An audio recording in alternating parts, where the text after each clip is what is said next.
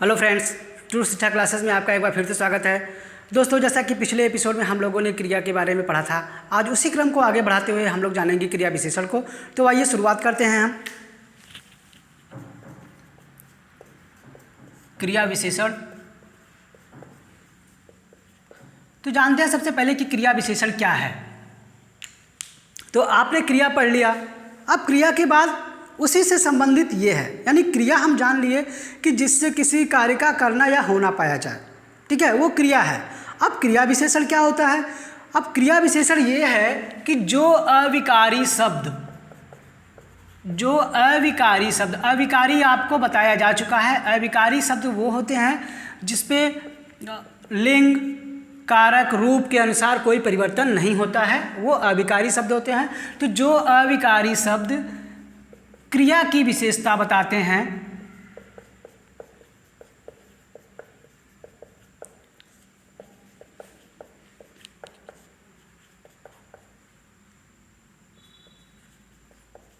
क्रिया विशेषण कहलाते हैं।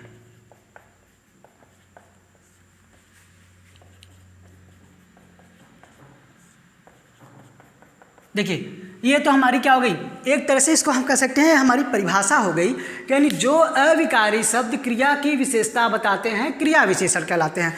अब क्रिया की विशेषता बताने वाले शब्द कौन कौन से हैं, जैसे देखते हैं हम। जैसे अभी पहले शब्दों पे ध्यान दें। धीरे धीरे, तेज, अचानक, तत्काल, ये जो शब्द हैं ये हमारे क्या हैं, ये क्रिया विशेषण वाले शब्द हैं। ये करते क्या हैं, क्रिया की विशेषता बताते हैं। ठीक, अब जैसे अगर देखें तो सीता धीरे धीरे आ रही है, मोहन तेज दौड़ रहा है, वह अचानक आ गया। इस तरह से वाक्य रहेंगे। वाक्यों में हम इन्हीं शब्दों से पहचानेंगे कि क्रिया विशेषण के शब्द कौन कौन से हैं। अब हम आगे जानते हैं कि क्रिया विशेषण के भेद कौन कौन से हैं।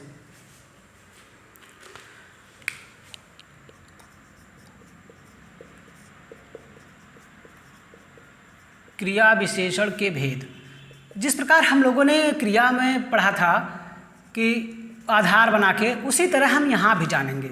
यानी क्रिया विशेषण को भी हम आधार के अनुसार इसका वर्गीकरण करेंगे और जानेंगे कि किस आधार पे कितने भागों में क्रिया विशेषण को बांटा गया है।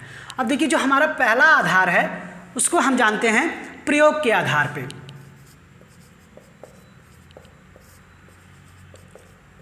प्रयोग के आधार पर क्रिया विशेषण कौन कौन से होते हैं। एक तो प्रयोग के आधार पे, दूसरा हम लोग जानेंगे रूप के आधार पर, ठीक है, और तीसरा जो हमारा होगा वो होगा अर्थ के आधार पर।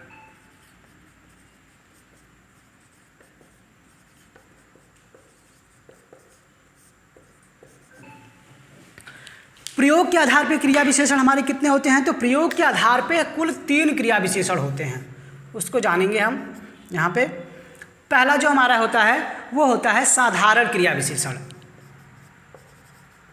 साधारण क्रिया विशेषण। साधारण क्रिया विशेषण क्या होता है? जो वाक्य में पूरी स्वतंत्र रूप से होता है, यानी ऐसा वाक्य में स्वतंत्र रूप से प्रयुक्त हुए क्रिया विशेषण शब्द जो होते हैं वो स्वतंत्र रूप से प्रयुक्त होते हैं। यानी ये कह सकते हैं हम वाक्य में स्वतंत्र रूप से प्रयुक्त क्रिया विशेषण शब्द साधारण क्रिया विशेषण शब्द कहलाते हैं। जैसे उदाहरण के रूप से देखते हैं हम, जैसे जल्दी आओ या जल्दी आ जाओ, धीरे धीरे चलो। तो ये शब्द क्या है? धीरे धीरे चलो, ये सब जो इसमें जल्दी और धीरे धीरे, ये शब्द हमारे साधारण क्रिया विशेषण के शब्द होते हैं। अब हमारा जो अगला वर्गीकरण है साधारण क्रिया विशेषण के बाद, वो है संयोजक क्रिया विशेषण। संयोजक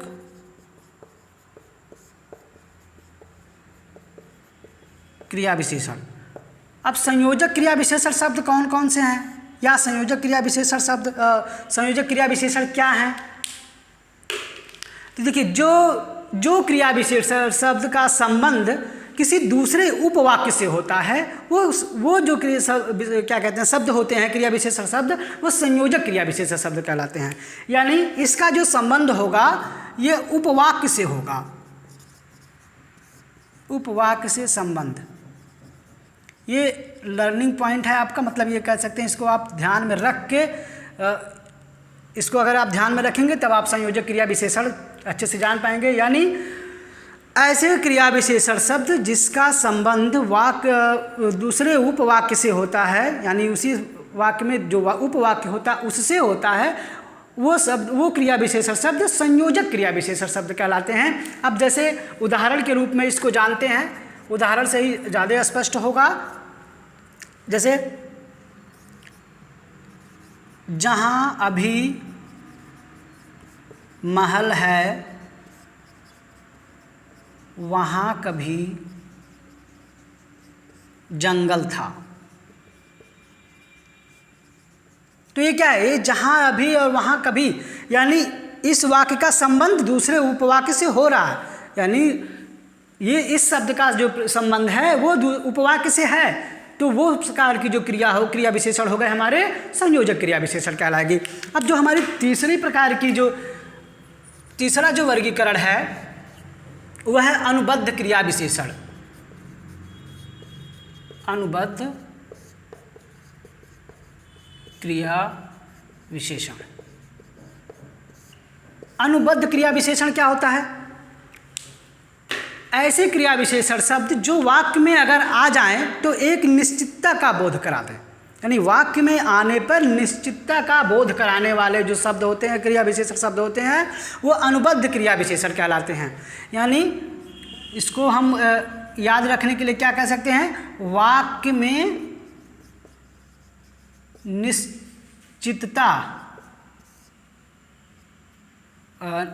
निश्चितता का बोध कराने वाला।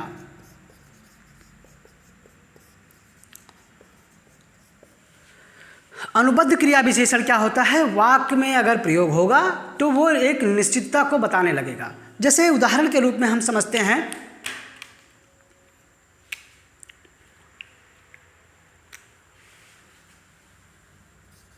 जैसे यह काम तो गलत ही हुआ है। देखिए, जैसे ही लगा ये निश्चित कर दिया कि हाँ ये गलत है तो गलत है। अगर वैसे होता कि यह काम तो गलत हुआ है तो निश्चितता का भाव नहीं आता उसमें, लेकिन अगर वहाँ पे कह दिया गया कि यह काम तो गलत ही हुआ है तो वहाँ निश्चित कर दिया गया कि ये जो कार्य हुआ है वो गलत हुआ है। तो इस प्रकार का जो क्रिया विशेषण शब्द है वो अनुबद्ध क्रिया विशेषण कहलाता है। तो इस प्रकार हम लोगों ने प्रयोग के आधार पे जो क्रिया विशेषण थे उनको जान लिया। प्रयोग के आधार पे कुल 3 प्रकार के क्रिया विशेषण थे। साधारण क्रिया विशेषण जो स्वतंत्र रूप से कार्य करते हैं, ये कहते हैं आप स्वतंत्र रूप से, ये स्वतंत्र रूप में प्रयुक्त होते हैं। फिर संयोजक क्रिया विशेषण जिसका संबंध उपवाक्य से होता है, और अनुबद्ध क्रिया विशेषण जो वाक्य में आने पर निश्चितता का बोध कराने लगते हैं, वो अनुबद्ध क्रिया विशेषण हो जाते हैं। अब हम आगे जानेंगे रूप के आधार पर इसका वर्गीकरण। चलिए दोस्तों, अब हम दूसरे वर्गीकरण के आधार पर दूसरे आधार पे वर्गीकरण जानते हैं इसका, जो है रूप के आधार पे। तो रूप के आधार पे जो हमारा क्रिया विशेषण शब्दों का जो वर्गीकरण है वो भी 3 भागों में बांटा गया है, उस पर हम जानते हैं। पहला जो है वो हमारा है मूल क्रिया विशेषण।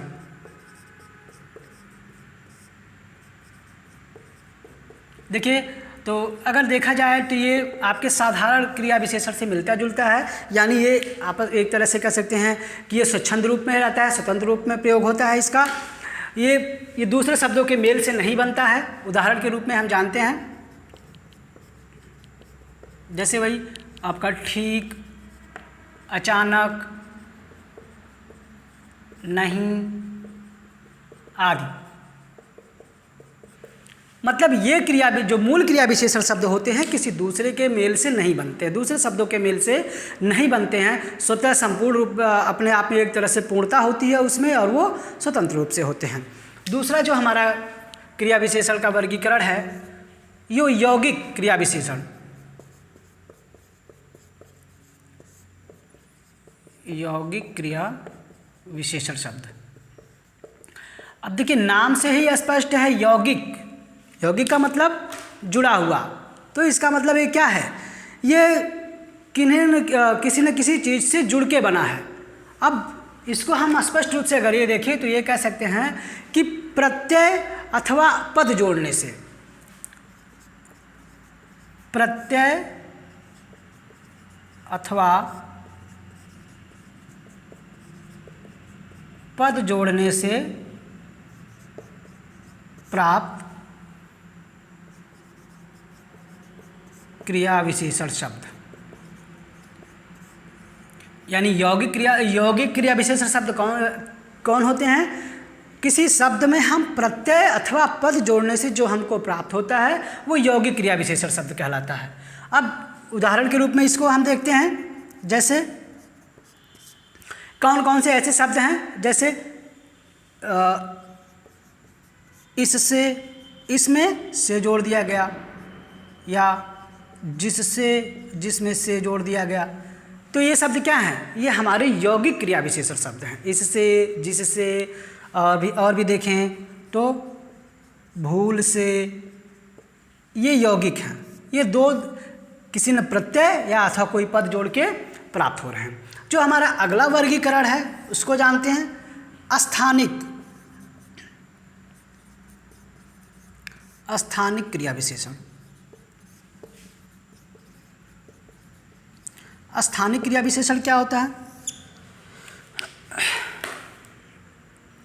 बिना किसी रूपांतरण के, यानी बिना अपना रूप बदले किसी विशेष स्थान पे प्रयुक्त हों, ऐसे शब्द जो बिना अपना रूप बदले किसी विशेष स्थान पे प्रयुक्त हों वो स्थानिक क्रिया विशेषण शब्द कहलाते हैं। अब इसको हम उदाहरण के रूप में देखते हैं, जैसे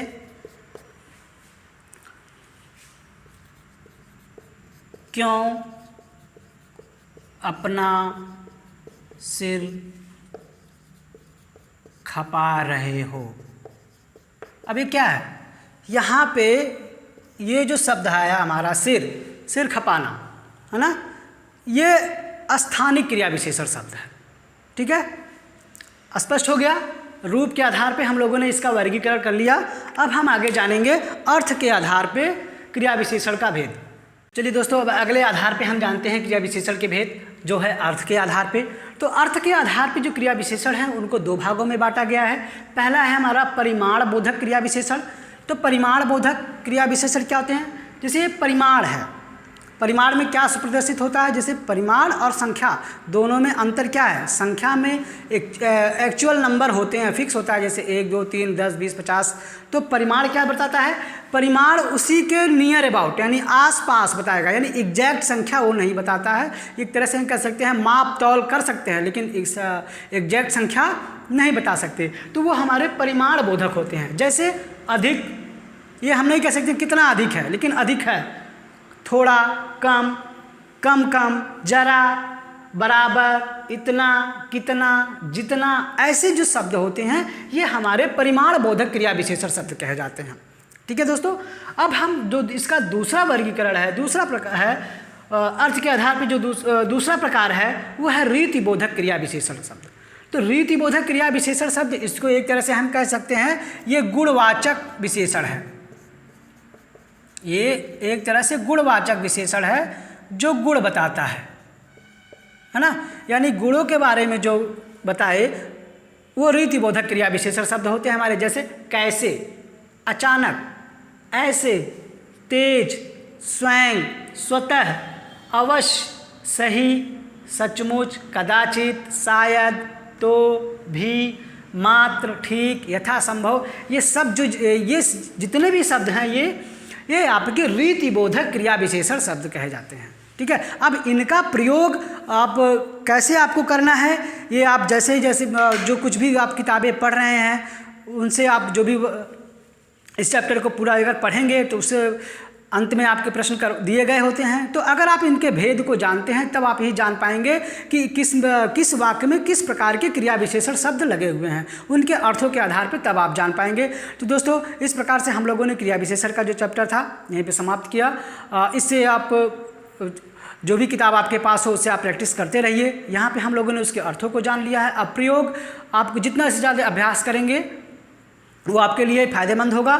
मिलते हैं हम अगले एपिसोड में नए टॉपिक के साथ, तब तक के लिए नमस्कार।